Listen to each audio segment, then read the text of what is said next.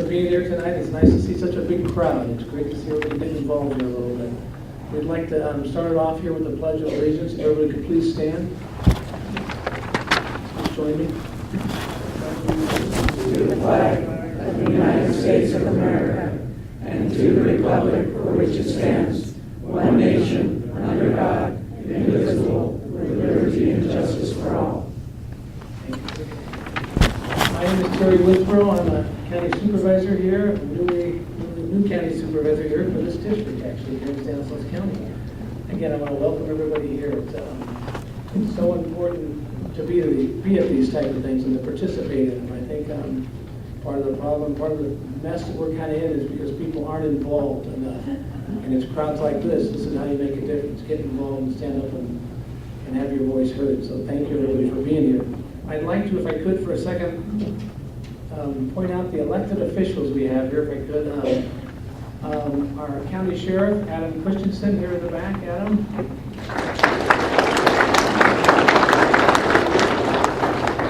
And the mayor of Riverbank, Virginia Madueno. And Modesto City Councilman Dave Lopez.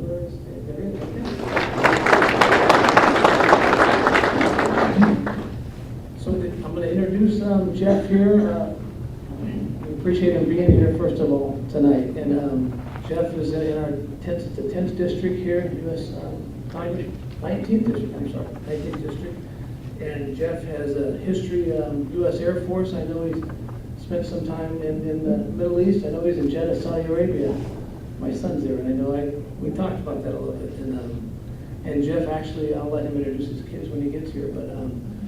But a first-term congressman here, doing good stuff for us, and it's guys like I said, Jeff that we need to have stand up and make a difference and help all of our voices be heard. So without any further ado, I want to introduce to you Jeff Denham.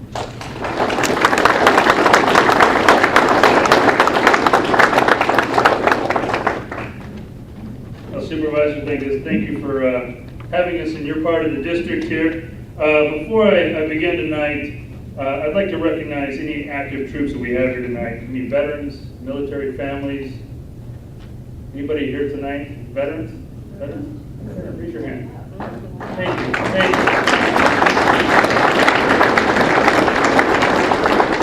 I appreciate your service. I want to do something a little bit different tonight. You know, when I ran, I didn't make a whole lot of campaign promises, but the one thing that I always said is transparency is something that's important to me. I will always be here to answer your questions, answer your concerns. We may have differences on issues, but I believe it's my job to be here to address the concerns that you have and to talk to you about some of the things that are going on in Washington, D.C. I certainly want to let you know some of the things that I'm voting on, but most importantly, the most important reason that I do this, and I want to continue to do these as frequent as possible, is I want to hear from you. This is an opportunity for me to hear from you, to take back to Washington, D.C. your concerns and fight for the things that are important in my district. You know, there's, certainly I'm a Republican. There are some things that Republicans and Democrats are going to fight on, but I represent the Valley. I represent this district. And in the past, I've bucked my party. When I need to do that, I'll do that. And, I expect that the Democrats in the Valley will do the same thing. You expect us to work together to solve problems, and that's what we're working on right now. One of the things that I wanted to do different tonight, I passed out surveys. And in many of the town halls that we've done in the past, a lot of questions have come up, and I wanted to just give you an opportunity to answer some of these questions. We're going to do a quick quiz. I want to walk you through these and just kind of give us all an understanding of where we're at. And again, we might disagree on how we got here or how we're going to get out of here, but we can all agree that we're Americans and we're going to fight to get this fixed. So there's 16 questions here. Make sure you write down before we give the answers. I want to see what you think that you got. Take a best guess on how many right answers you got based on your answers on the quiz. You had a few minutes to go. Do I need to give you a few more minutes to go through those?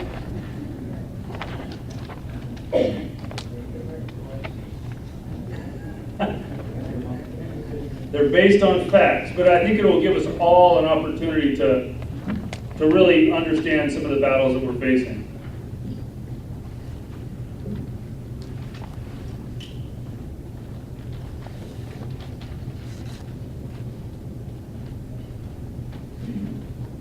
And there's plenty of seats up here in front. These aren't just saved for the campaign guys. We've got room up here. Come up, take a couple of these seats up front.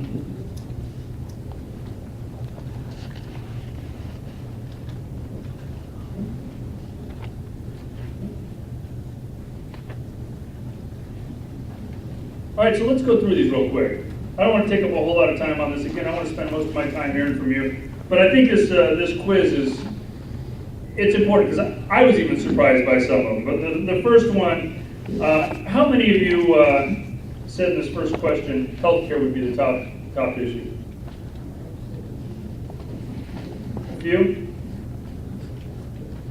So I would ask you, if you put healthcare, put a check mark by it. If you put something other than healthcare, just put an X. And at the end of this, we're going to add them all up and see how we did.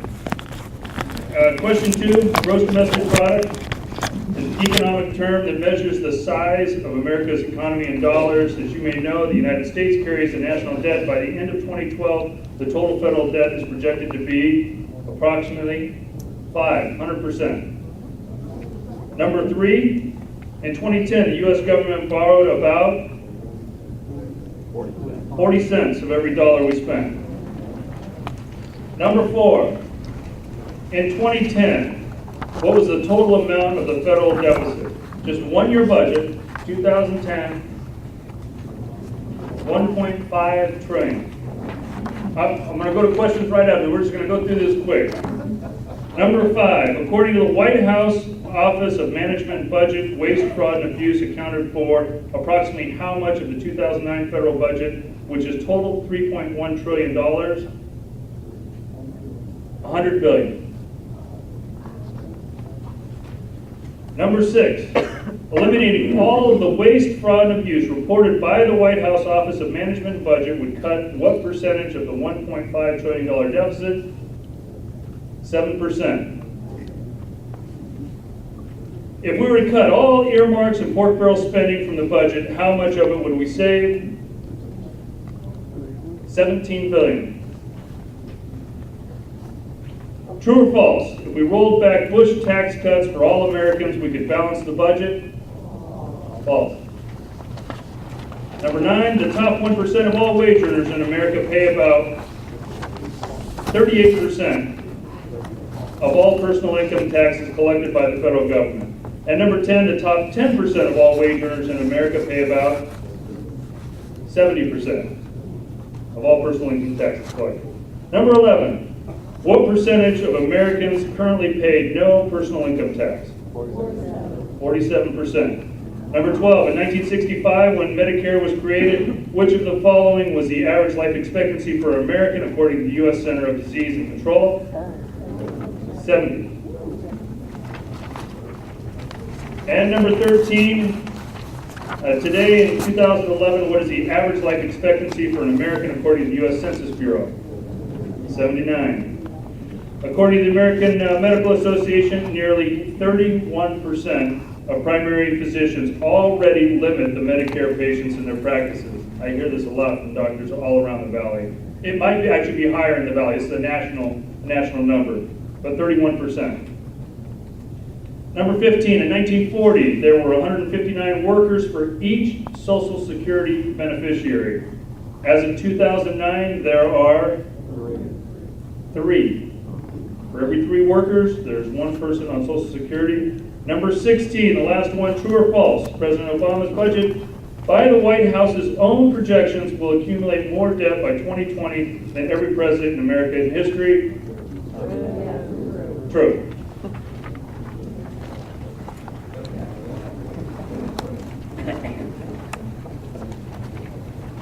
All right, let's tally them up. How many think they did really well on this? We got some? All right.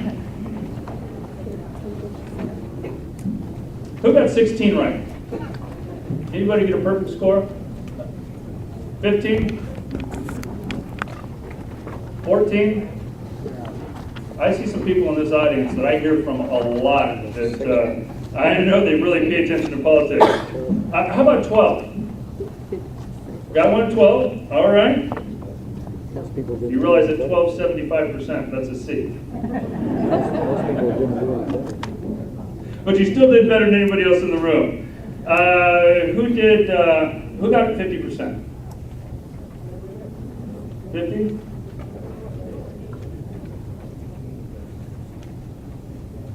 Let me ask just two more questions. Who here did better than you expected? I'll put it. Show of hands. How many people are worried by these facts? Thank you. I am too. You know, I knew it was bad before I got there. I knew that the spending was too high. I knew that our debt was too high. I am concerned as a parent. Let me introduce my kids. Austin is a sophomore. Raise your hand. Stand up, Austin. And my daughter Samantha, she's an 8th grader.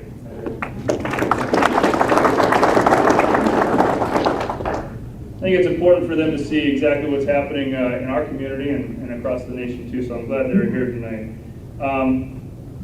I don't want to be the generation, the first generation that doesn't leave our country in a better place than was left for me. I had opportunities. I had opportunities to start a business. Well, I started out of college, paid my way through college, served in the military. I also was able to start a business in this country. I don't know if that same situation is going to be there for my kids. I'm concerned. A $14 trillion deficit that's going to $16 trillion. I don't care which side you're on in the political spectrum, that is an issue that Americans have to deal with. We have to have real world solutions. We've got to come up with the answers to pull both parties together to solve this right now. And I know right now, one of the things I wanted to talk about tonight is gridlock. There's a lot of people talking about how partisan it is, the challenges that we're facing as a nation. We just had the State of the Union. And you can certainly see on a lot of the big picture issues, it is polarizing.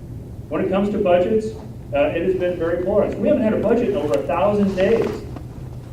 Even when Democrats had control of both houses and the presidency, there was still no budget that came out of the Senate. That's not a Republican or Democrat issue. That's an issue with the Senate. The president proposed a budget last year. The Senate killed it. The House proposed a budget. The Senate killed that.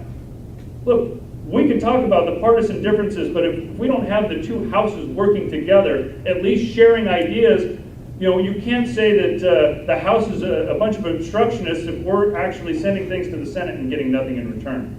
So we do have some real challenges that we've got to get through. I will tell you from a Valley perspective, I'm encouraged that your Valley delegation, I feel, is working well together. We've got to move the Valley forward. We're going to have to work together to solve our Valley's problems. Water. We can't solve our unemployment issue until we address water.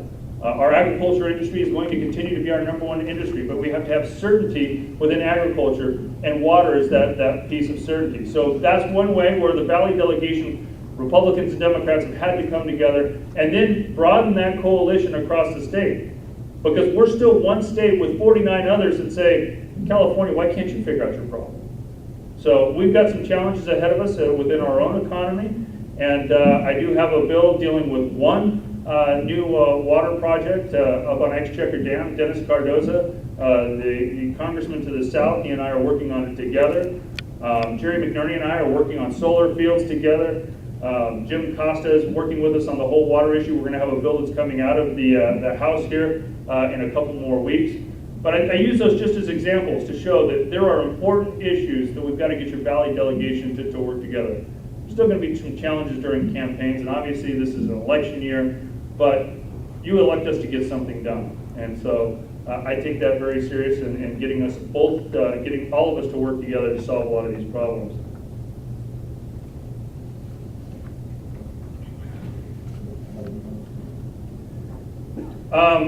On the job front, one of the things that you're going to be seeing in the next couple of weeks, you may have heard radio ads. There's radio ads to call my office about truck weight fees and lengths. That's because the highway bill is coming.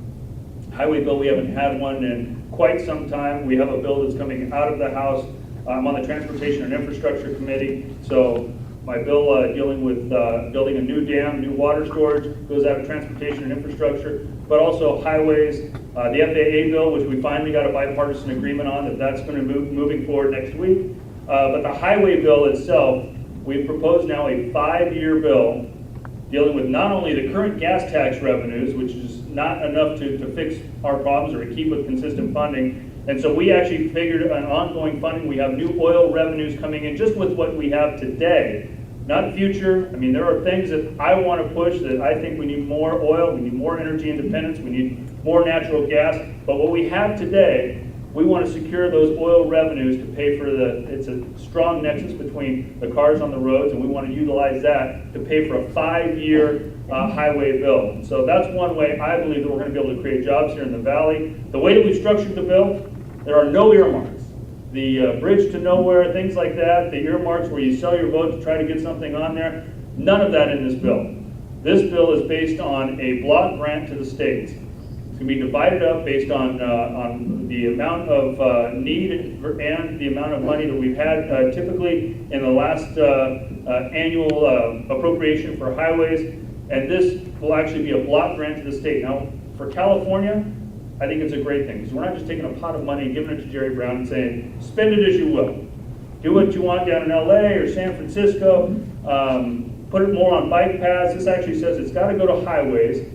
We've got to do it on the STIP process, which is a competitive process in California. Republicans and Democrats in California agree it's a great process. In fact, it's one of the great things that actually other states are complimenting us and looking at taking over that same way of proposing projects. So when it's prioritized in the STIP program, I don't want to get too far in the weeds here because I want to certainly invite questions, but I think this is an important thing. So the STIP process allows our Valley COGs to come together and say, what are the priorities of the Valley? What are the shovel-ready projects that if federal government has funding that we actually can put a shovel in the ground tomorrow and start moving some of this dirt and getting people back to work? So we've got a list of priorities in the Valley where your Valley COGs at each county has come together and said, these are our priorities. Here's the local matching funds, here are the state matching funds, and now with a 5-year bill, this will be the federal matching funds, so we can actually move things forward. So while other states are getting a block grant and a pool of money and then have to decide where they're going to spend that money, California, I think, will be able to take advantage of a program that we've already got in place that prioritizes all of our funding. And you can go, very transparent process, you can go online and see which projects in our community are number 1, 2, 3, 4, and 5. And if you don't like it, then you can take that right to your county COG or to your board of supervisors and say, look, this is really important. Let's see what we can do to move it up. Or if the project just isn't ready yet, then it really gives you an opportunity to see how each of them perform on our priority list throughout the state. Just want to touch on one other thing. A lot has talked about creating efficiencies of government, cutting back waste. The president recently came out with a proposal to combine different agencies. I look forward to seeing that proposal. I think that it would be good to combine different agencies to cut a lot of the duplication, cut a lot of the mixed answers that you get when you may be following the process and one agency tells you one thing and another agency tells you another, and you just can't move forward as a business or as a maybe a project in your neighborhood. We need to combine as many agencies as possible to streamline government. But one of the things I'm working on that I'm very proud of, that I'm going to continue to work on and have worked on in the past, is selling off a lot of things that we just don't need. When I was in the state Senate, I came in at a pretty controversial time when Republicans said we got to cut across the board, and Democrats said that we needed this big tax increase. And I looked at it and said, what do we own? In my business, I've got to decide, we go through tough times. Do you borrow against your assets? Do you run a second shift? Do you sell off some of your equipment? But you've got a balance sheet, and you know what you own. You know what your assets are before you go to the bank and borrow more money. They want to know what your net worth is. But as a state, we had no list. We had no idea what we owned. Not by agency or department or even as a state. So one of the things that I worked on and passed during my final years in the state Senate was taking everything under the Department of General Services, so we at least had one list. And now we can start making decisions and prioritizing and at least provide political pressure to get rid of some of the things that we don't need. We've got empty buildings as a state. There are other things that we ought to look at and see whether or not they're being useful. San Quentin is a $2 billion piece of property on oceanfront property. You could build 4 new prisons for that. But at least gives us an opportunity to start asking these questions. The LA Coliseum and Sports Arena. I mean, those are fine buildings and probably a great thing for LA, but that doesn't do a whole lot for the people in my community. They're subsidizing that. So I think that we need to be able to get rid of some of the things that we don't need and start really prioritizing and asking questions. That's why I took it all in the Department of General Services. Now the state still has a long way to go. They've got a lot of things that they could sell, and they certainly have a lot of things that they can do with many of those properties. But I noticed when I first got into office, the federal government is even worse, with no accountability. Departments have run wild for quite some time, and it's a land grab. One department says, finally, we don't need something, and another department holds it because maybe someday they may need it. And you've got agencies going out and securing huge multi-billion-dollar leases without having the employees to fill them. We've got the LA courthouse, something that I've been very vocal on. We're going to spend $400 million on a courthouse that has less judges than was when it was originally proposed 20 years ago. Now, I want to create jobs in LA too. But shouldn't we either build something by the government and get rid of a lot of the lease space that we have in LA? We have a million square feet of space that we lease for the federal government. Wouldn't you at least build a building and move those people? I'd rather actually see it go to private industry. We've got a lot of different private companies that will go in, create jobs today, build on that property, and then provide those jobs, ongoing jobs after the fact in the LA area. That's just one building. The courthouse in Miami sits vacant. In New York, they're building a huge courthouse, and they're going to divide all their courthouses into the new courthouse rather than moving people into it. I believe we can create efficiencies. And there are things that maybe we don't need to sell off, but we ought to redevelop. And the old post office in Washington, D.C., if you ever looked at pictures or you come to Washington, D.C., and you see it's one of the most historic buildings there. You look at the Washington Monument, and over to the right of it, there's this big clock tower that sits vacant. The clock doesn't light up. You're not allowed to go up in the tower because it's shut down. We spend $6.5 million just in that one property every single year just to maintain it. And for the last decade, they've been pushing to the point where my Democrat colleague, I chair the Committee on Economic Development, FEMA, and Public Buildings, and the ranking member, she finally had to push a bill to finally say this is the will of Congress to redevelop this one property. I mean, that's the kind of bureaucracy that we're dealing with. And then they still sat on it for several more years. So here's a building that costs us $6.5 million every year, and now that we put it out to bid, we've got Donald Trump, Waldorf Astoria, Marriott, a long number of clients that are coming in and want to redevelop it. Not only does that get us away from paying the $6.5 million, but it puts it back onto the tax rolls, and we receive, I think, about $25 million a year just in the redevelopment. Now, if you go to Washington, D.C., once this is done, you don't have to stay in the hotel or the new development or shop there. You can just go up there because we've taken a historic building, we've kept it historic, and we've actually created new income and jobs, 150 jobs in the construction and another 150 in ongoing jobs. I mean, that's not a Republican or Democrat issue. That's an issue of getting both parties to come together and say, let's just do things differently. There are going to be plenty of things that we can argue on. Let's find where we agree.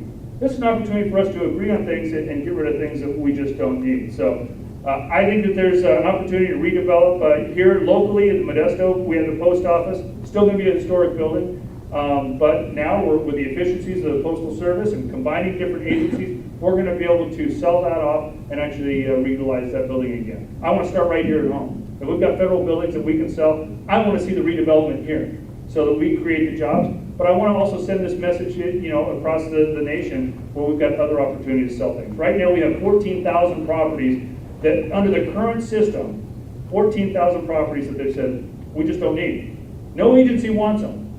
Things that we could sell off immediately. So one of the first things I did, I wanted to serve on this committee. I asked to be a chairman of the committee and was granted that last January. We've held the one of the first hearings outside of the Capitol in DC in the old post office to highlight that one building. And now we're highlighting buildings across the nation. The president, I talked to him about this issue early on. Last year in his State of the Union, he included it in his State of the Union. He's willing to push this issue forward, but it's a bipartisan issue that I expect not only to get it out of the House, which we're going to move it off the House floor in 2 weeks, but get it through the Senate and have it signed into law. I think the president looks at it as there's an opportunity for $15 billion in new revenue without raising taxes, just in the sale. Doesn't count, the ongoing expense that we're going to be getting rid of, or the new tax revenue because it's actually going to be redeveloped. Just in selling the properties, we get $15 billion in new revenue. I look at it long term. If we now know how many employees we have and how many square feet we have across the nation, well, you've got two agencies that may have 50% occupancy in a building, let's combine two and then get rid of the other building, or at least give people off lease space. But now, by utilizing transparency, we can actually make better decisions. And so it's a BRAC-style commission like we had with our base realignment and closure. It's the Civilian Property Realignment Act. It's something I'd ask you to watch. It's just something I've worked very hard on, and something I believe will not only have an immediate impact in our budget, and something I think the president is going to be excited to sign into law, but it's something long-term that decades from now will help us to redefine government, and it's one way to help us reduce our debt. We're going to need a lot more of those, but it is one way to show that we're doing our part and at least making some steps. So with that, I got a lot that I'd like to talk about tonight. This isn't for that. This is for you. I want to hear from you tonight. I'd rather spend more time answering questions, and if we don't have any questions, I can talk for a long time, but I know you didn't come to hear from me. I want to hear from you. Why don't we start with the microphones? Before we do, my staff hates it when I do this because I got to go vote tomorrow, but this isn't my voting card. This is your voting card. I take that very serious. Every day that I go to the floor and I vote, I put this into the card reader all over the House side. When we go to vote, you hit yay or nay, and I put this in there, and that shows how I'm going to vote for my community. I just want to pass this around, let you see it. I would ask that I get it back. I'm gonna need it tomorrow, but I just want to share that with you.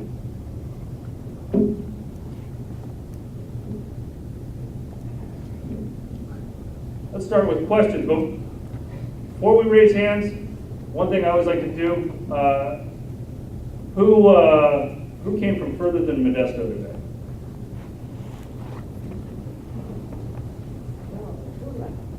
Further than Turlock.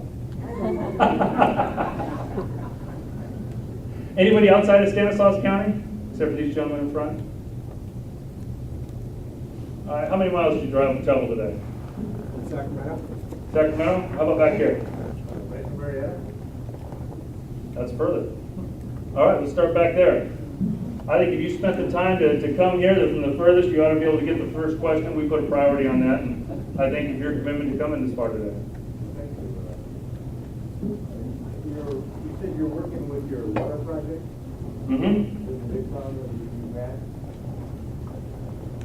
Ethan, is that on? How are you doing with the water project? We have two different things. I've got a water project that deals with Merced Irrigation District up in Mariposa County. We're going to put up a new dam that during wet years we'll be able to store more water.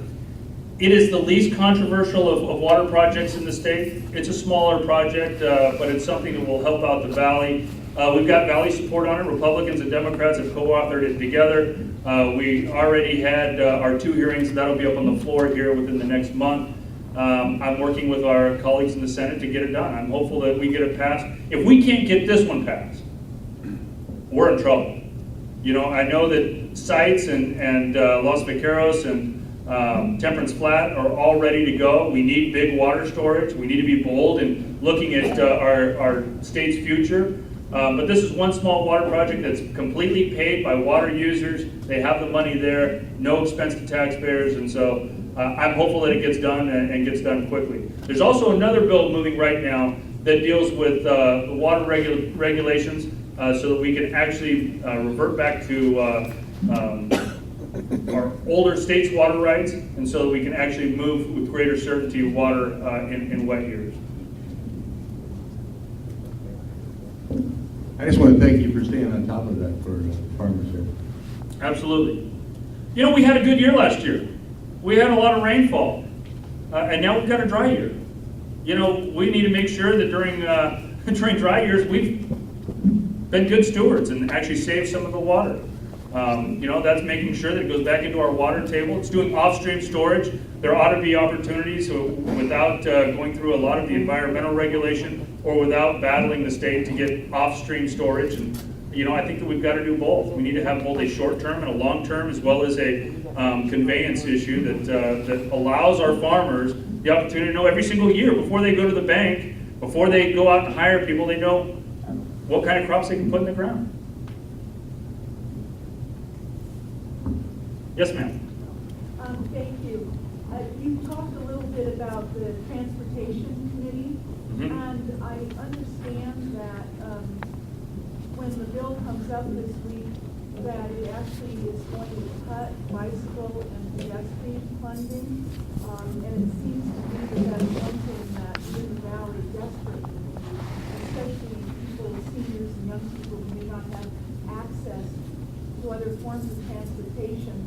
And I understand that there may be an amendment coming up that would restore that funding, and I was wondering if you would be voting yes to that amendment.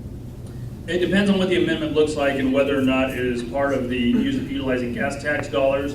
I believe very fundamentally our gas tax dollars should go back to our roads. I mean, that's what's tearing up our roads is our cars and our goods movement. If you're putting gas in your tank and getting taxed on that, that's where that should go. Certainly there's, you know, we need to be conscious of our bike paths in our communities and, you know, the trails within our national forest, and that should be paid for differently. So I'm looking forward to seeing how that amendment works. Again, we're block granting this to the state for the STIP funds, but that doesn't say that, you know, as a state, the governor can't prioritize what he feels right, whether it's rail, light rail, or bike paths. It's just a separate funding. And I just add that since our cars that we all drive, we're also creating our own air pollution here in the valley, and it sure would help if more of us could be walking and biking. So it seems like that would be a good use of gas tax. Most of our air pollution comes from the Bay Area. No, It blows over from the Bay Area. We're in the valley. And I would just ask, I know there's a lot of different views here, and you guys can continue the conversation way after I go, but I want to hear from you and answer questions. Again, I like to try to answer as many as we can, and so if we can all be civil, and I know that there's you know, you have huge concerns, and so let's try to get to all of them. We'll go here next. Oh, I'm we'll sorry. go here next, and then over here. I was wondering what your ideas are to reduce the costs of Medicare.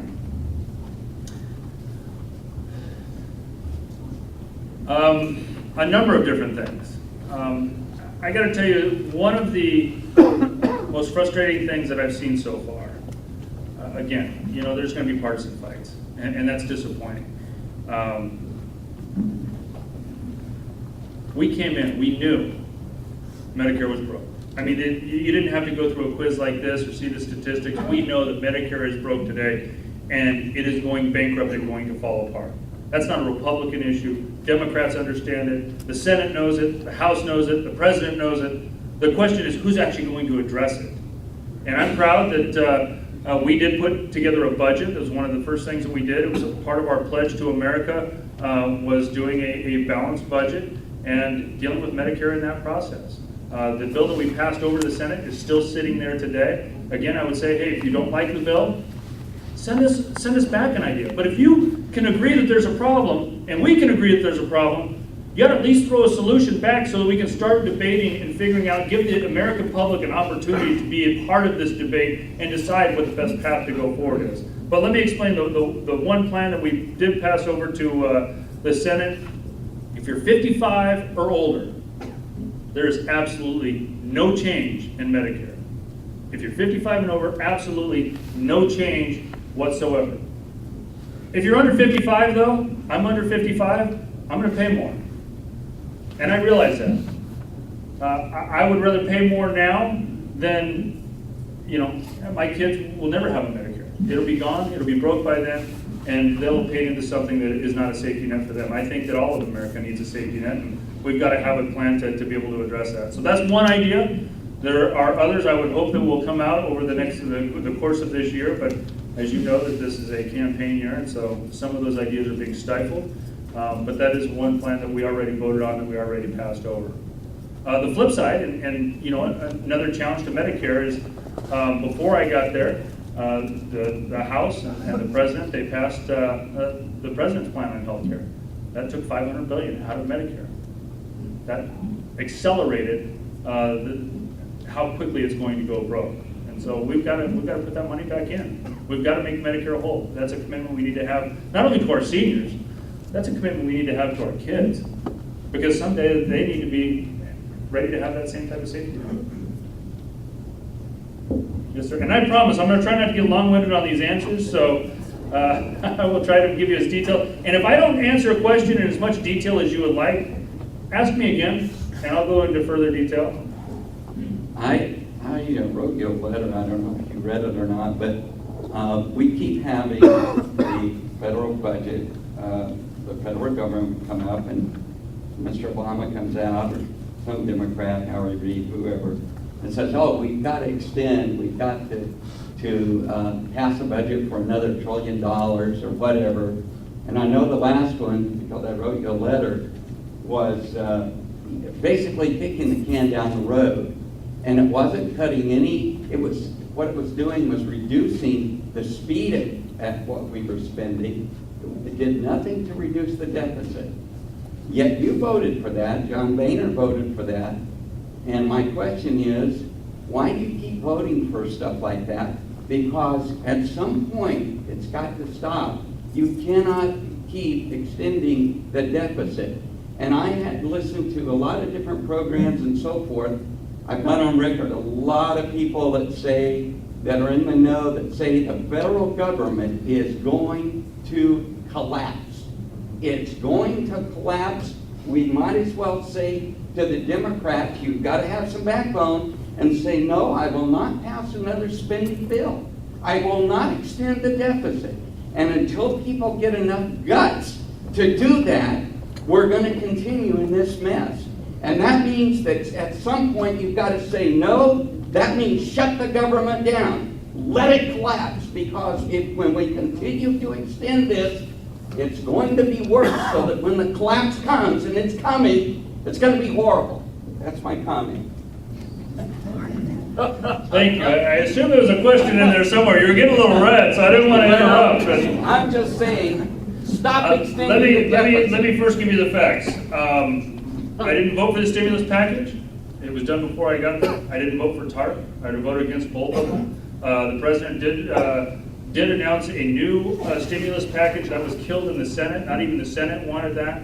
But had it gotten to the House, I'd have voted against that too. I just believe that, you know, borrowing another $1 trillion and putting that out there, it didn't create jobs. And there's still money that's sitting out there right now that we should be utilizing to put back on our roads. High-speed rail is an example of that.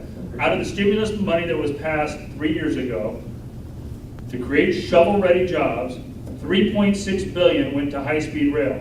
The only jobs that created was for advertising and lobbying. They spent $300 billion of the $3.6 billion. There's $3.3 billion left. I believe that without a plan, without a strong plan that was committed to the voters, then that money ought to be taken back and spent on Highway 99 or somewhere else in the valley where we can actually put a shovel into the ground. But enough is enough. We can't afford to continue on spending money we just don't have. You know, one of the reasons I had you do this survey is I think everybody needs to understand that we borrow 40 cents of every dollar that we spend right now. We can't continue to do that. We've got to get our fiscal house in order and stop borrowing money from China and other countries. We've got to be a strong nation again. Yes, sir. Yes. In regards to water again, in regards to the Delta, and now they want to build another canal for the Southern California farmers, and part of that water would be shipped to Southern California. My question to you is, what is your philosophy? Where do you stand on that? And because in my opinion, it's just going to make the delta worse. And we don't have the water to send south. And why doesn't LA basically get their water from the ocean? We would have more water to be able to send south to our friends down in LA, or to be able to support the Valley's farming industry if we actually built the water storage that we need. So we need to have a long-term plan so that we don't continue to have this fight north versus south. But just on the peripheral canal, if we pass this bill, if we can get the Senate to agree on the bill that we have right now, we don't need a peripheral canal. We're able to do water transfers that get us away from doing that. And it actually keeps the Delta in a pristine condition. And I can, if there's any bills that I'm talking about today too that you want information on, we can get you information and make sure that you can follow that debate as we move forward. Are you talking about the Mariposa County Dam, which would suffice for the Central Valley? No. That's my water bill that dealing with one small new water storage. The bill that's coming out of the Natural Resources Committee, actually, let me tell you what committees I sit on. I sit on Transportation and Infrastructure, I sit on Natural Resources, and I'm one of the few members that actually sits on 3 committees. I wanted to sit on our Veterans Committee. I'm a veteran, and we've got more veterans returning home than we ever have since Vietnam. We need to make sure we don't make the same mistakes we made in the past. And so those are the 3 committees, and then I chair the subcommittee on Economic Development, Emergency Management, which is FEMA, and public buildings, which is why I'm putting such a big push on getting rid of some of the public buildings we don't need. But in Natural Resources, that is the bill. We can get you the text of the bill that is going to be before the Natural Resources Committee. We finally have an agreement on it, which took a lot to get Northern California members and Central Valley members together to agree on it, to get it to the point where we are going to bring it up. But I can get you, it deals a lot with states' rights. It's a somewhat complicated bill in water law, but it enables us to be able to have the certainty to move water around without destroying the Delta or without needing a peripheral canal. Now, I will tell you right now, Jerry Brown has the authority to do a peripheral canal. He says he's going to do it. So without an act of Congress, again, I believe in states' rights. It's something that he can do already. On this side, where are we going, Bob? Councilman? Hey. Good to have you here. Thank you. First of all, Jeff, Congressman Denham, I want to thank you for creating this environment of accessibility for medicines in the county. So thank you very much for coming out. So you touched on it earlier about the other 49 states looking in on California and saying, hey, get your financial house in order. And you talked about the properties, San Quentin, the Coliseum. And I know we have other holdings. And I think you touched on this before in other states even. But I wanted to ask you, on a federal level, now that you're in Congress, how do other states compare to California? Do they have their holdings still in place? Are they not selling them, or how is that going across the nation? No, from a national perspective, other states have done it much better than we have. California has overbuilt in many areas. We've got a lot of properties outside of the ones that I've mentioned. I mean, we've got a Supreme Court building in Sacramento, but our Supreme Court's in San Francisco. I mean, we have, things that we built a long, long time ago that still sit, and there's some sweetheart deals that have been done over the decades that, put California in one of those positions where we have much more property than other states. So obviously we can do things much, much better. When I was first elected, just a quick funny story, one of my staff members in Sacramento wanted to come down to the district. And I guess we have a carpool. I was not aware that Sacramento had a motor pool that you could go and sign out a car and then take that to whatever district you were in. And I said, well, how does that get paid for? He said, well, that comes out of your budget. I said, well, why don't you check out Hertz Rental Car or some of the rental car companies and see what that costs? And so we started asking a lot of questions about all of these vehicles. Found out that we had 50,000 vehicles that were off the books. Nobody had any idea. I mean, there was no accountability with all of our cars. And so we passed another bill dealing with our cars to get an accountability of those too. Now, some of them had been destroyed, some of them had been transferred to other states, but there was no accountability to decide where they were.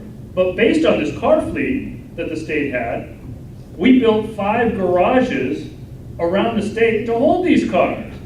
So not only did I think that we needed to have better accountability with the vehicles and sell off what we didn't need and cut back and utilize some before we went out and bought more, But let's get rid of the garages that we're sitting around the state too. I mean, we've got, California has a lot of questionable practices that we need to get back under control. But from a federal perspective, California also has a lot more of those properties that are federally owned than most other states too.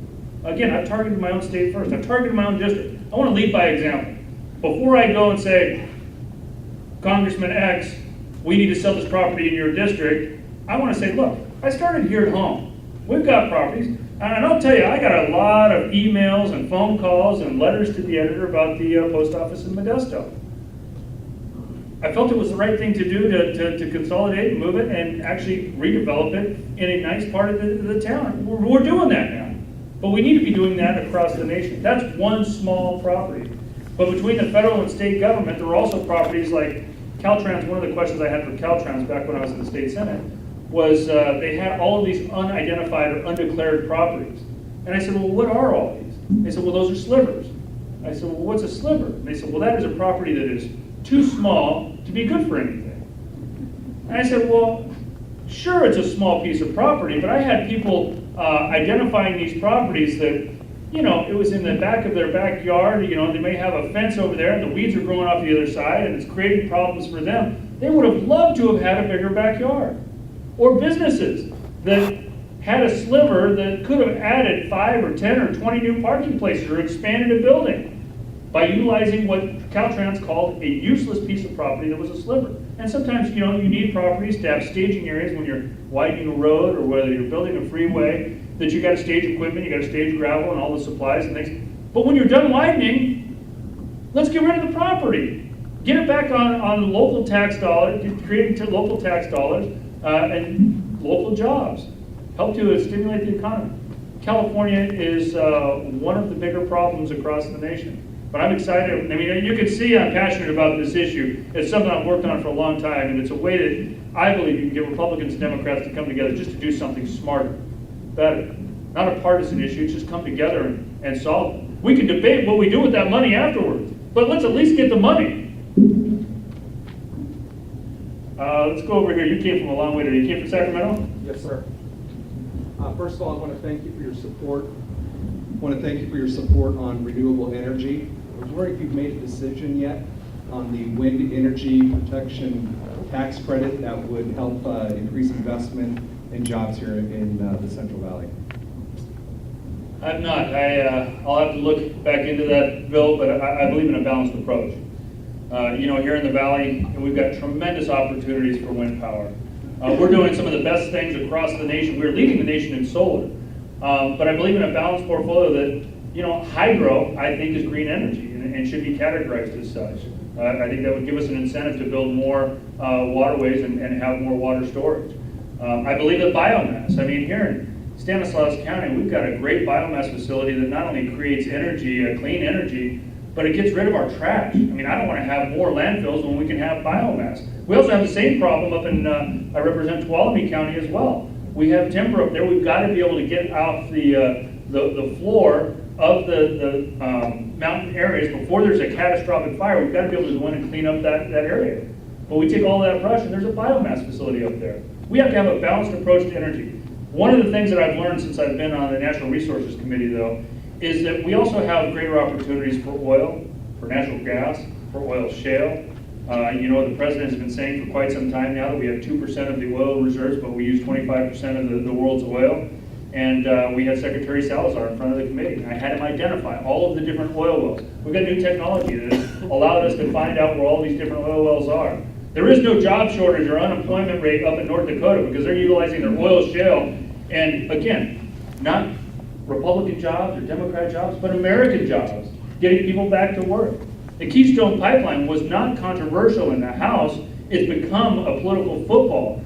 But the Keystone Pipeline, I'd rather have Canadian oil than have that. It's to keep in North America, creating North American jobs and United States jobs, 20,000 jobs just in the initial construction, rather than ship the oil over to China.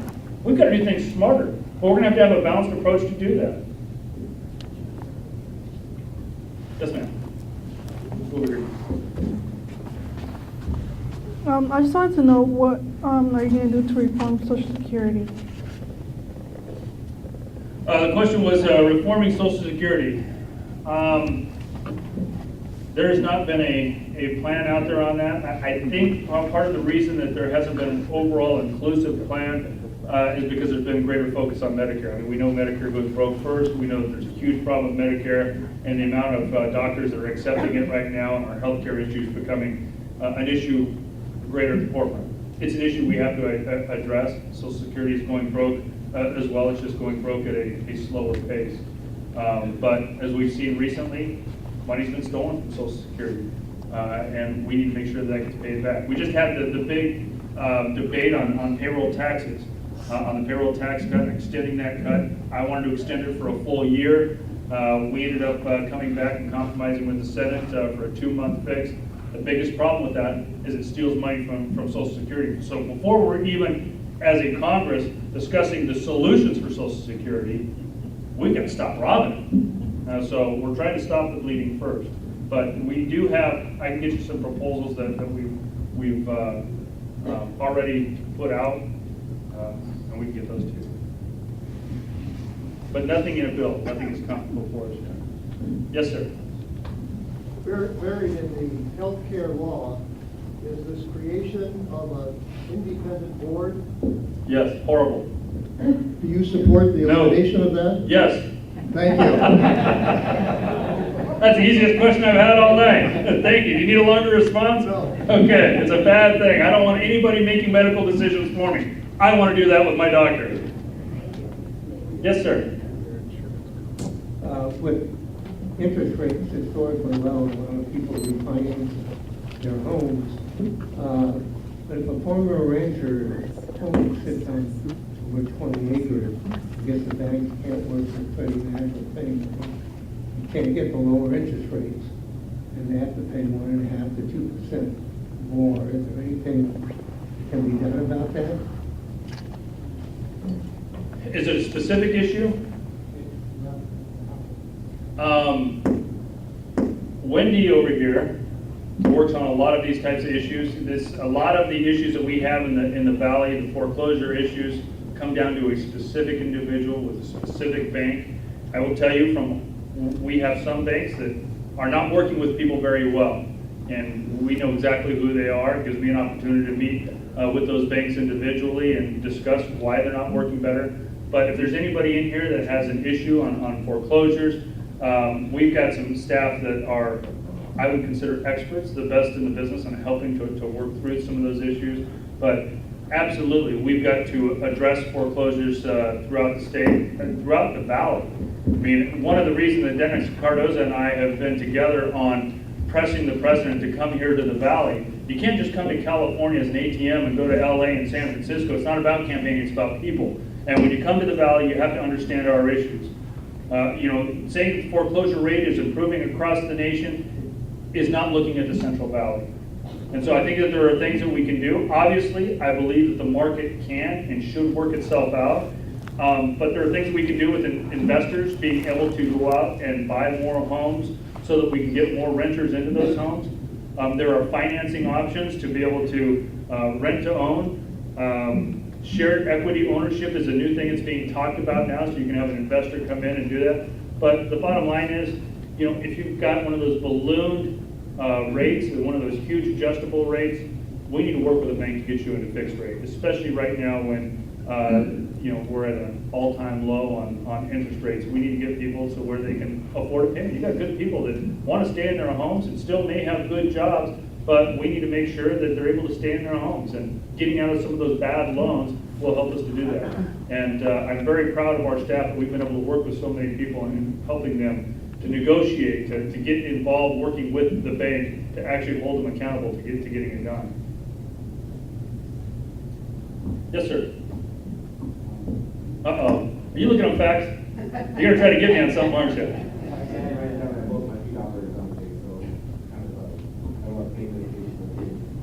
First off, I want to say that I'm thankful that we have a few Republican leaders in California today. I also would like to thank you for your time in service, Congressman. In 2009, I submitted a case to the Veterans Administration for post-traumatic stress disorder.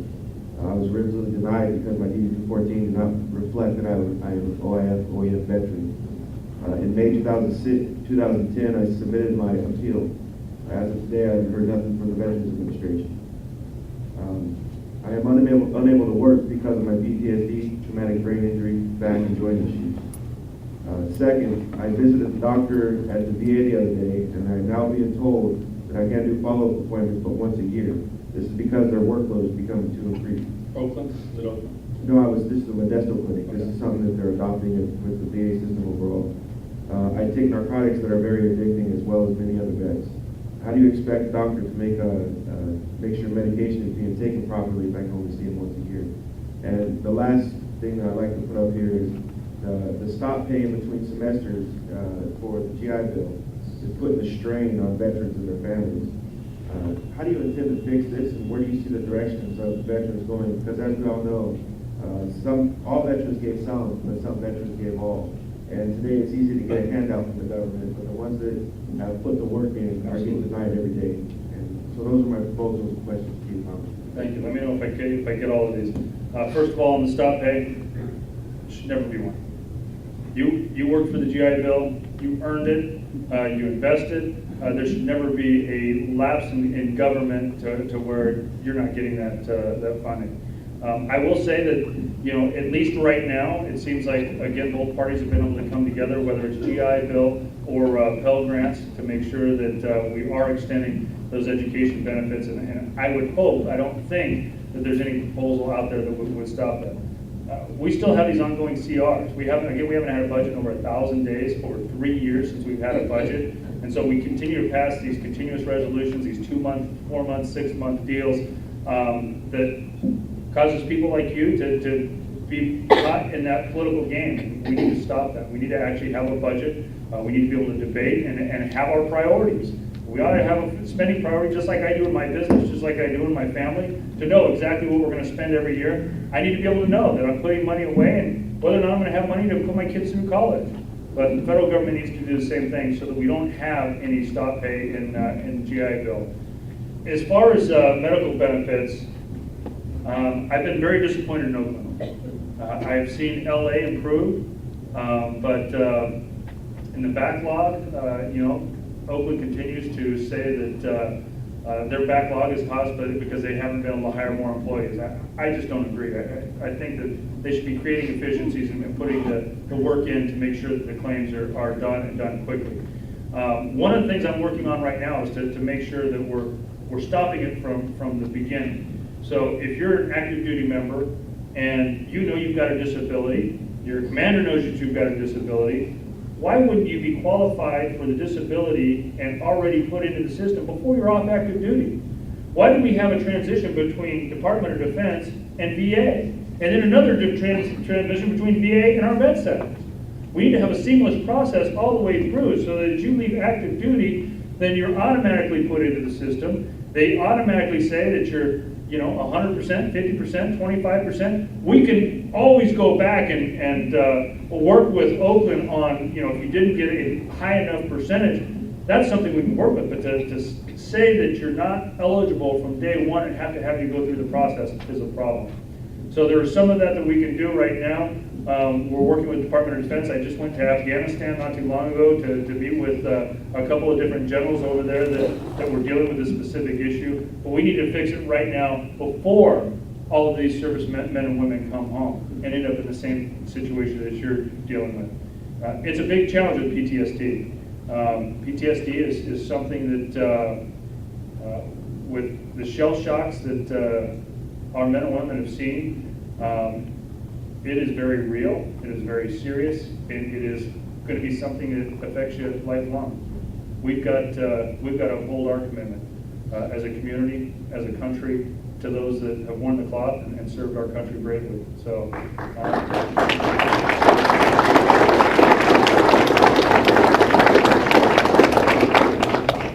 I place a very high priority on this. We worked through a number of claims. Mike Anderson is right here in front. I don't know how I missed him. He works on all of our military issues. But let me take it a step further than Mike. We've also got another individual in the room who's a wounded warrior. There he is right here. Curtis.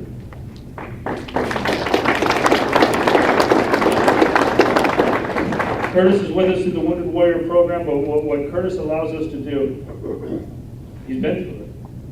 He was wounded in action, many times. Yes. But he's aware of the situation. I mean, having somebody that's gone through the process recently and can know where the pitfalls are to help us to work through these types of claims, he's a tremendous asset. We always thank him for his service as well, but we certainly thank him even more for the service that he's doing for other veterans in our community. So I will put you in touch with both of these individuals afterwards, and we'll continue to work to make sure that it's solved. Yes, sir. I'm a resident here of Modesto, and I actually drove all the way from Orange County today just to come up here and hear what you have to say.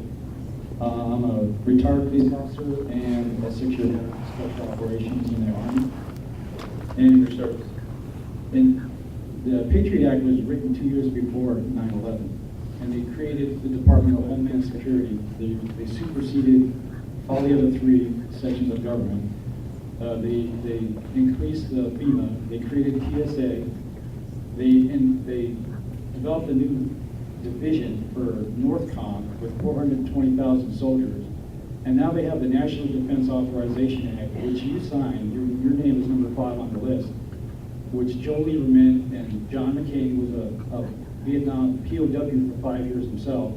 This law, which was signed by President Obama on New Year's Eve, calls for the U.S. military, not the FBI, not the local police departments, but the U.S. military to come anytime into our homes and snatch us from our houses.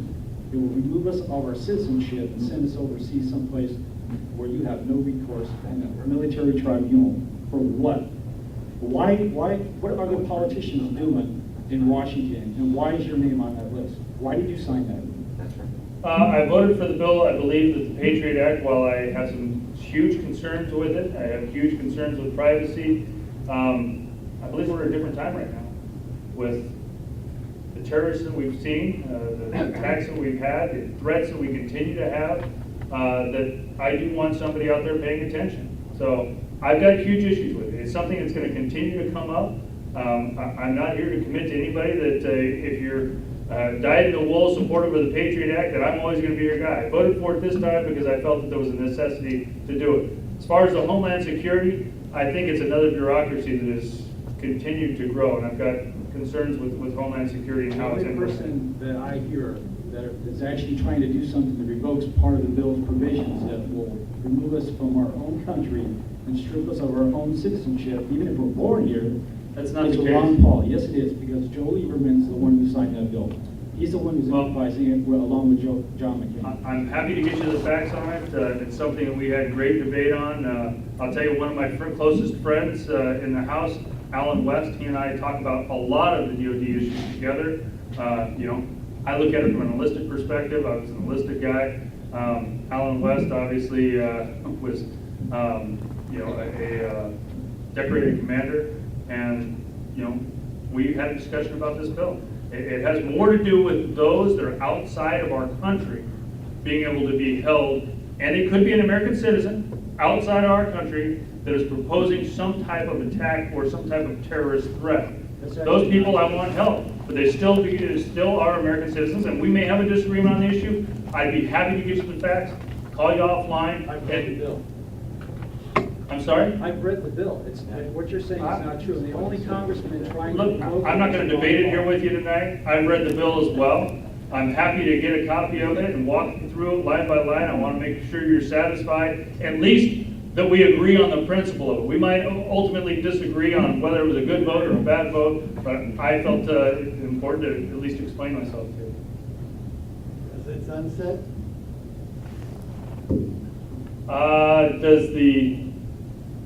Well, it has to be reauthorized, so we'll come up for reauthorization, yes.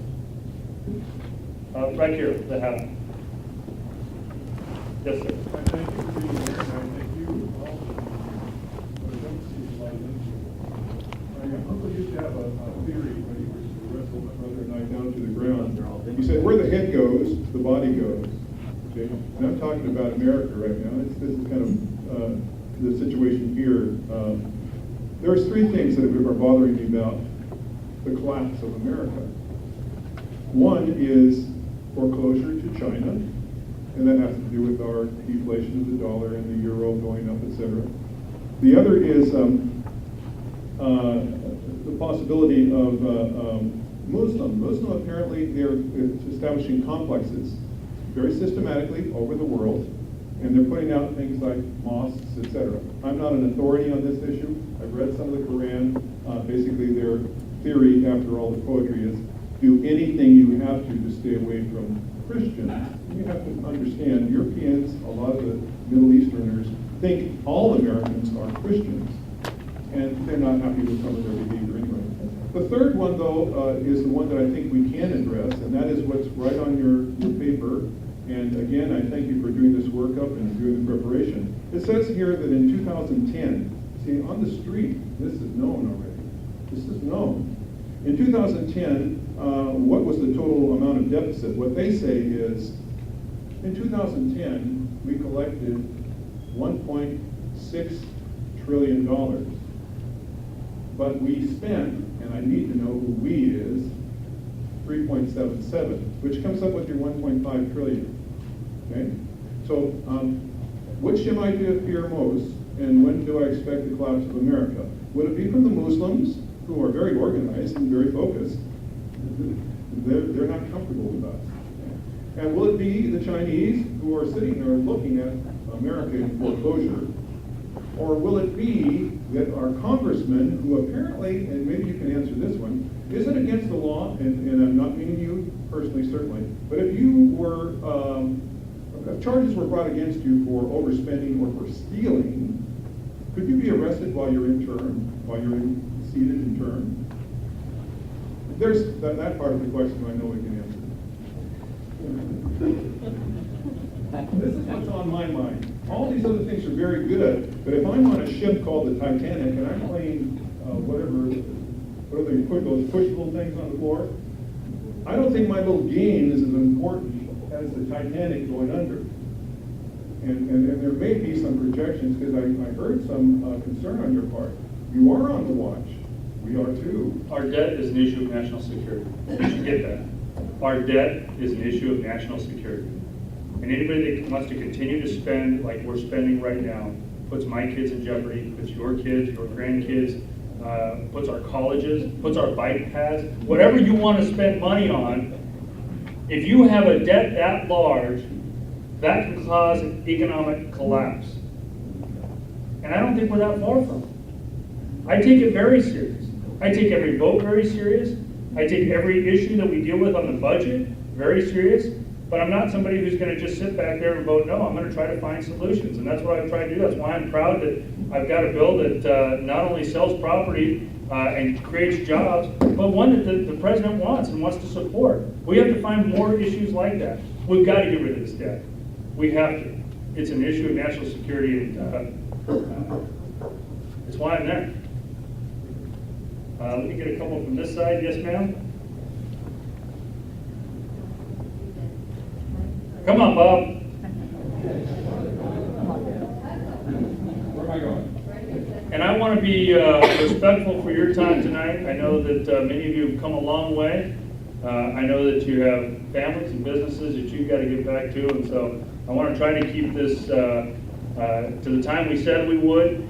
We've got about 15 more minutes, so we'll answer a couple more questions, and then we're going to go into rapid fire. And that's where I try to answer as many questions as quick as I can so that I get to everybody. And if we don't get to everybody tonight, I certainly want to make sure that we'll have some folks here that can take down your question, your concern, your email address, and we will get back to you. You know, I fly 6 hours going there and 6 hours coming back. They give me a thick binder, and that's when I answer all of your letters that you write to me. So if we don't get to every question tonight, which I want to do, but if we don't, we will make sure that we get those afterwards and get back to you. Yes, ma'am. My question has to do with tax equity in this country. In listening to the president's speech this week, he talked about the capital gains tax, and it's only 15%. It's really getting a lot of discussion. It seems like, you know, the working people are paying a lot more in taxes as opposed to those people who are investing and making money. that is a question of inequity in my mind. And you're talking about the debt, and that would be one way you could certainly bring in some more money. It certainly won't do everything, to solve our debt problem, but that is one piece of the puzzle, if you will. How do you stand on that? Because I really thought the president articulated his position very well, and I get the feeling, and I could be wrong, the Republicans don't support this. They're saying that it's all people who, bring jobs into the market. They're the ones who are, in this particular field.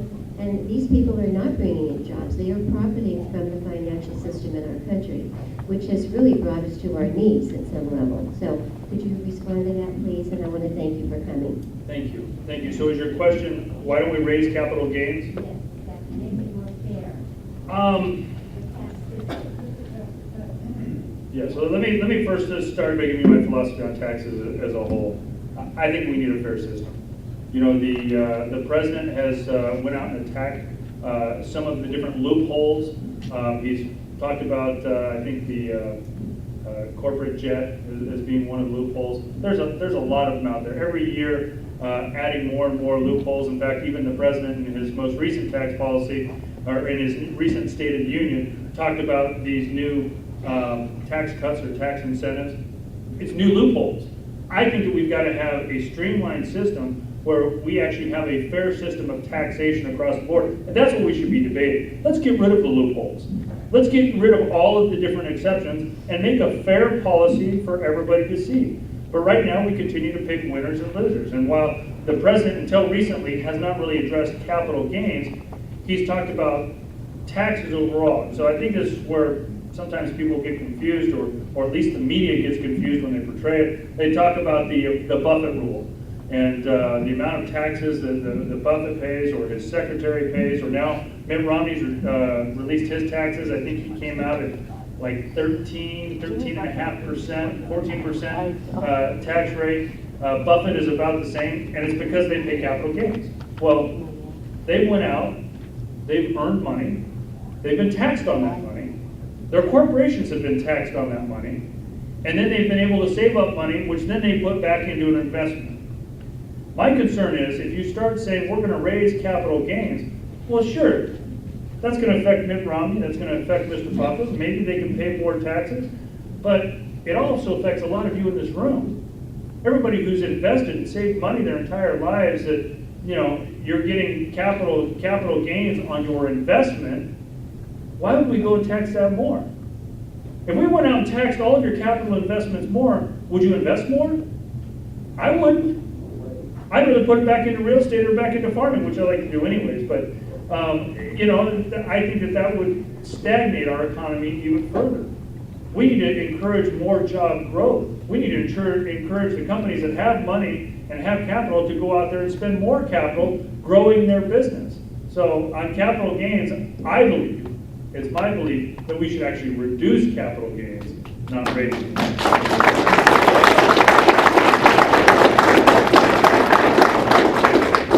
I'll come back. Yes, sir.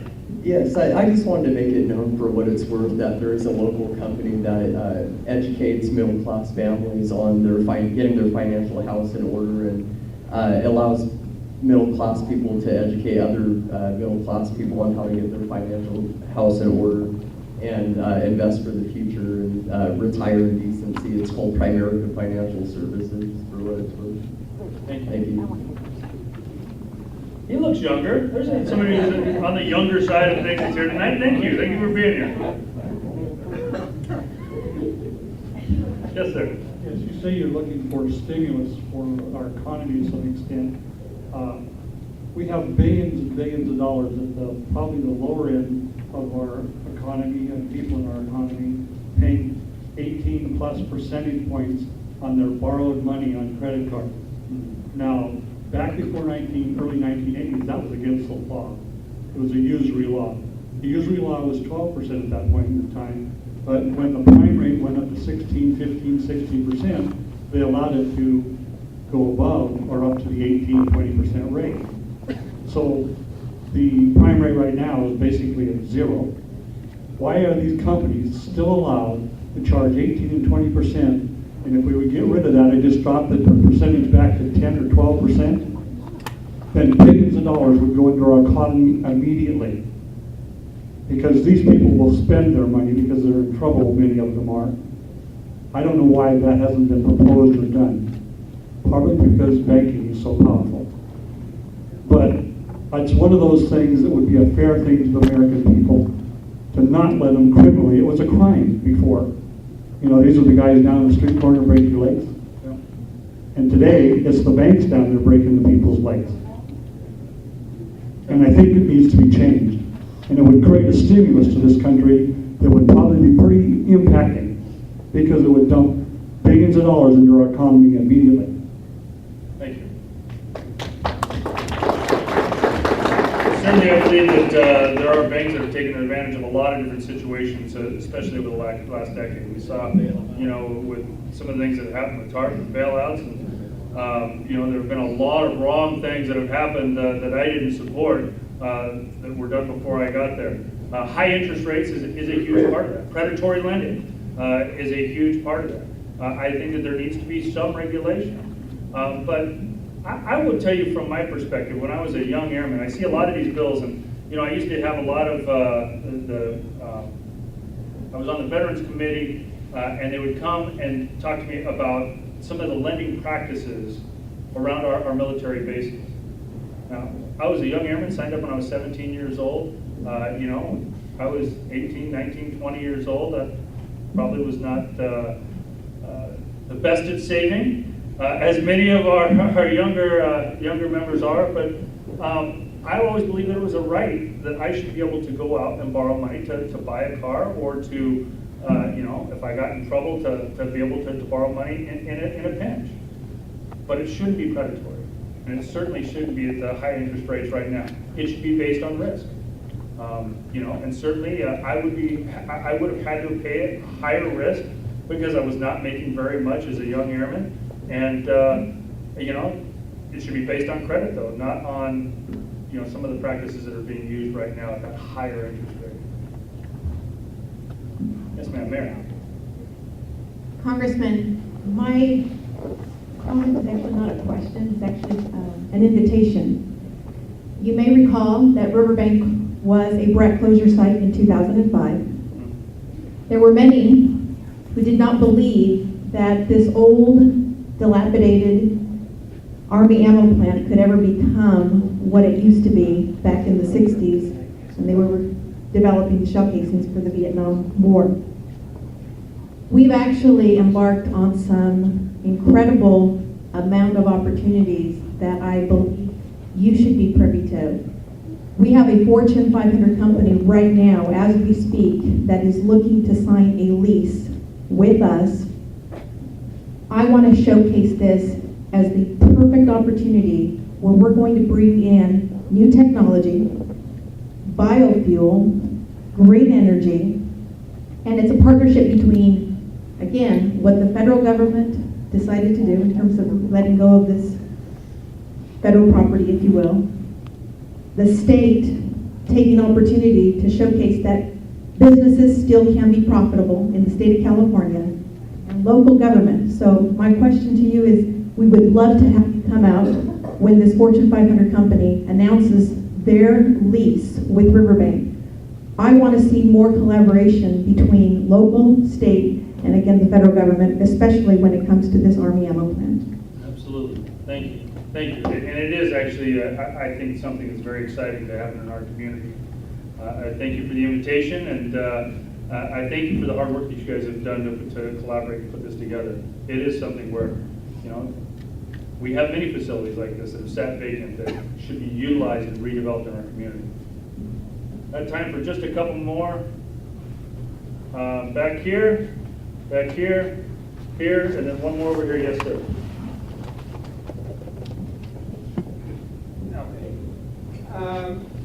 I would like to see that the government pays a little bit more attention to the real small businesses.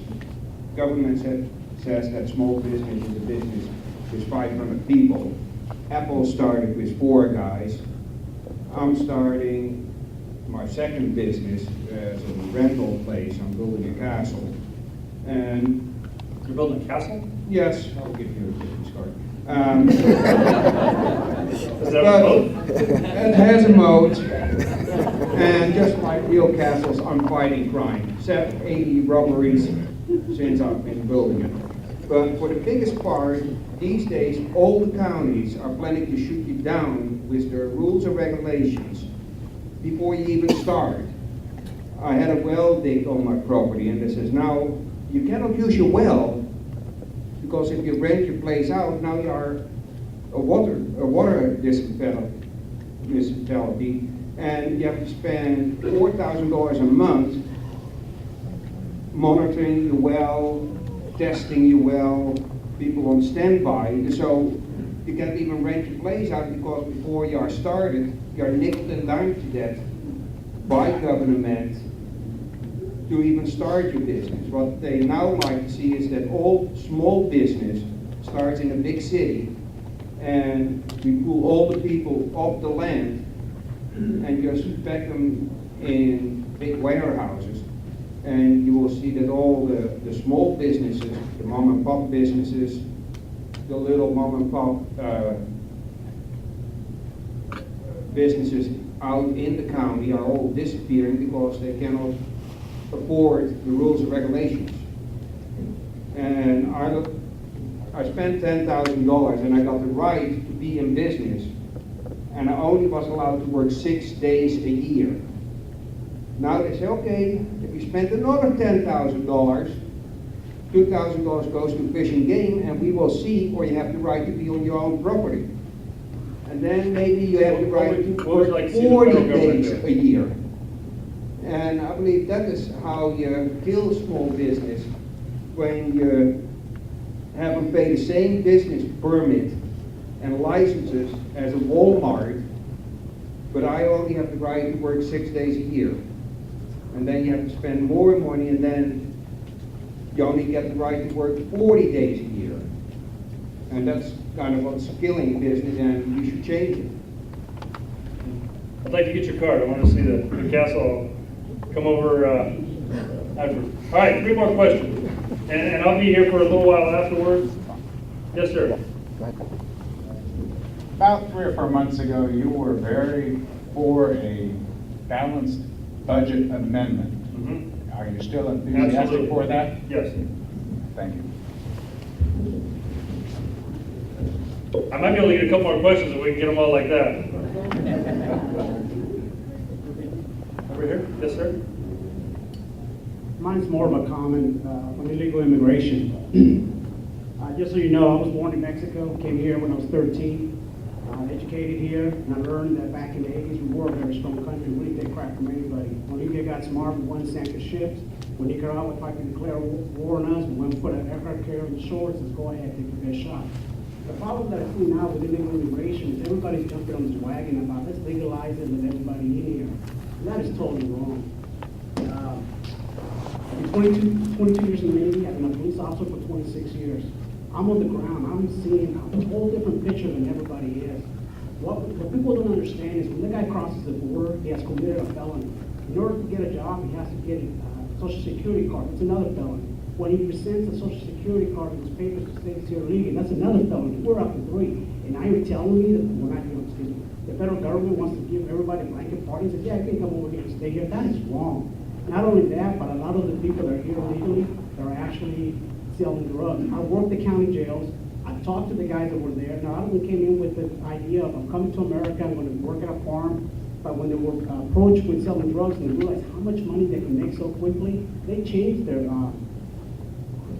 occupation, for lack of a better term. We have taken, I'm also part of the SWAT team, we have taken a huge market, a big, 10 times the state market. They were laundering money for the cartels. We took a restaurant down. The owner was laundering money for the cartels. Those people who do not believe that cartels are here, you are so wrong. All you got to do is drive 6 miles to go to Cross Landing Road. Guess what? Cartels are heavily there. They're very heavy there. We cannot have a blanket legalized. I know this is kind of weird because I came from Mexico, but through my job, I've seen it, and you can't do that. I believe that tell them, hey, you want to come here? Go back over there like we did. We waited till Uncle Sam called up and said, okay, you're next. We came up, and And that's what we did, and we made something of ourselves. You can't just make a blanket party, just everybody coming in. You got so many crap, excuse me. You got so much stuff out there that's coming in. People look at it and goes, oh, it's just a little Juan coming over here, he wants to work. No, it's not Juan. You ought to see some of the people that were taken down. People that I least expect. These are people that were businessmen. You thought, oh my God, you know, no, they're laundering money for the drug cartels. Whatever you take to Washington, please tell them you cannot do a blanket party.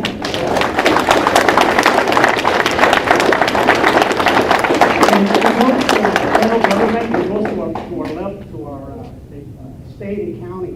We have chiefs of police and sheriffs going around saying, we're not going to ask the people if they're here legally or illegally because we want them to come forward. Guess what? I've been working the streets for 26 years. When a shooting happens, you go knock on the door, you know what you get? No hablo, I didn't see nothing. So this thing about, if we're not going to ask them, they're going to come forward, it's a bunch of BS. They're not helping us.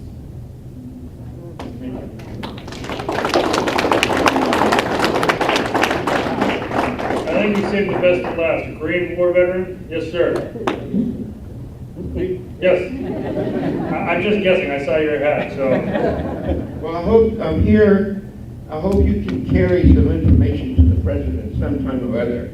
I don't want to give the impression that I meet with him often, No, but I know I will you do my don't. best. No, I know you don't. He keeps referring to President Lincoln, patting him on the back. But President Lincoln said at one time, and I'm sure that all people know what Lincoln said, many other presidents said. He said, if you can't support the few who are rich, you certainly cannot save the many who are poor.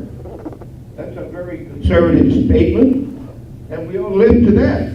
And President Obama doesn't seem to recognize that, you know, and he ought to be aware of those things. Thank you. Thank you. Well, I think that's a good one to close on. Let me first thank all of you. You know, if Washington could work like this audience did today, you know, obviously I don't expect everybody in this room to agree. I know that there's going to be a lot of differences, but we were all very civil. We were able to have a discussion. We all, I think, can agree on many of the problems that our nation's faces. Now we've got to figure out how we can all come together. And that's what I'll take back to Washington, to continue to try to work together, not only within the Valley delegation, which I think is critically important for our community, but as a nation as a whole. I mean, I'm somebody who's strong, who believes in some very strong principles. I take my vote very seriously. Every time I go, I think of my kids and the future that they're going to have. But we can do it with civility. We can work together to figure out where we can come together. And so I just want to thank all of you for taking your time to be here tonight. Thank you for your questions. Thank you for giving me the opportunity to serve you. I'm a public servant, and I'm working for all of you. And I would just ask if you have something that you agree with me on, if you have something to disagree with me on, even if you want to insult me once in a while, send me an email, send me a letter, but communicate with me and let me know what I can do to better serve you. I take that serious. I mean, they do pack me a good thick binder every week when I come back and forth, and I go through that. I see what your messages are. I respond to you. We respond to every letter. I would say quicker than any other member of Congress. We try to do it very, very quickly. But again, I would just ask you to continue to work with us and let us know what we can do to better serve you. If there are questions I didn't get to tonight, I'm going to be here for a little bit longer, or we can certainly take down those questions and I can get you a written response. If I didn't answer something as full as you would have liked me to, I can give you a much longer response. And if there's an issue, I know that there was an issue on a bill, I certainly want to make sure that you get a clarified answer. You're interrupting me. What am I missing? Apologize. Only because the library closed today, so we have to be gone by 8. Okay, so we will all be here shortly until the library closes. Again, thank you. Appreciate the library staff in helping us out today, and certainly Supervisor, thank you. Let me just real quick, on Jeff's behalf here, I know how hard this guy works, and we sure appreciate him being here. He's in our county as a supervisor. He's meeting with us, you know, every month. We're sitting down with Jeff and talking to him. He's all over the place. He plays basketball with me over on the south side. He actually moves pretty good for a big man. And I know the sacrifice his family's got, his kids here. I know, having doing this myself now, I know what a drain this is on the family. And And Jeff, we just want to thank you for how hard you work and how you're representing us and sitting here.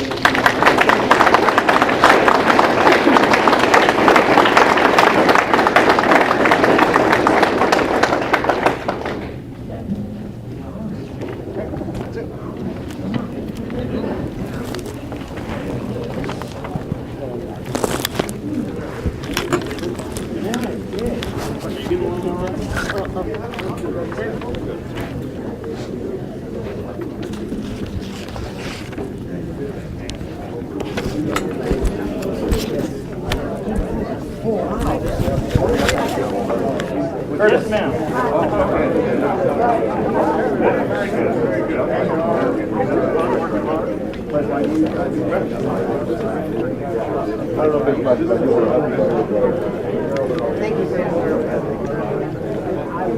So I'll shoot you an email if there's anything we can do for each other.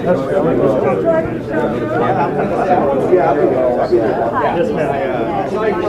No, I like it. I apologize. You know, There's a place out there with all the Ammon processors and stuff. Mitchell? No. Here, Klaus, No, it parallels Hickman Road. Yosemite. No, it's between this side of Amsterdam and between there and Waterford. Hickman. Between Hickman. I don't get out of Waterford. Mount Pelier Road. Mount Pelier. Yes. Yeah, he's on. He's the other side of Mount Pelier Road. East side. East side.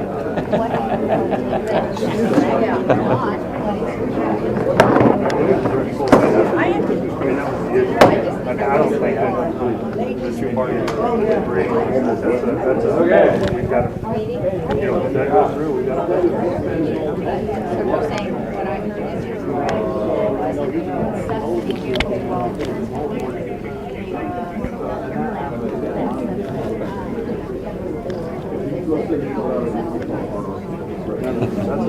That's a direct pull out, direct cut out of it. I mean, that is both parties have agreed to kind of feel that. It's not going to something, it's not sitting on the committee. It has an implementation the first day.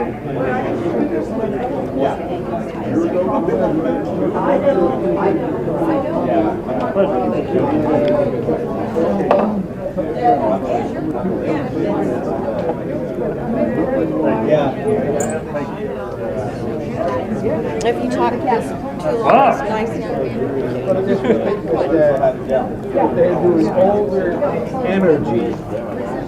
That's the same thing for one event. Like not proud, but stand right over here by this nice young lady. I'll stand behind this one. Yeah, there you go. He'll be happy to answer your questions, promise. Okay? Why?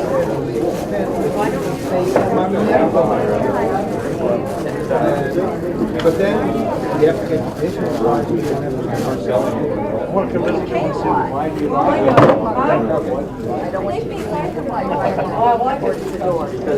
Yes, ma'am.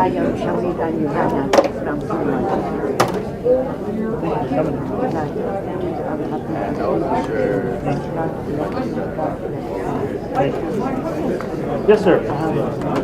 Sure. And president of our nonpartisan political party. And we're having an event on April 5th, not only here. Global Hope Project? No, sorry.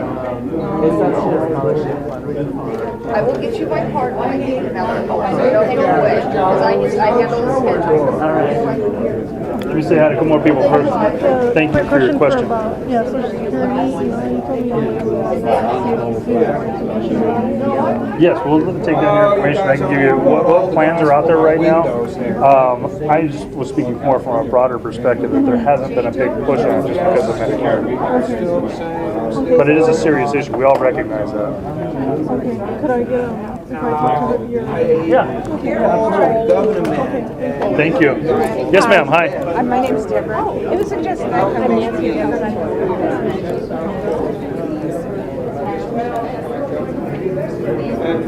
Here's my card. I handle all the scheduling, and if there's any questions, you can just email me, and it's right there on the bottom. Okay? Did you call your mother?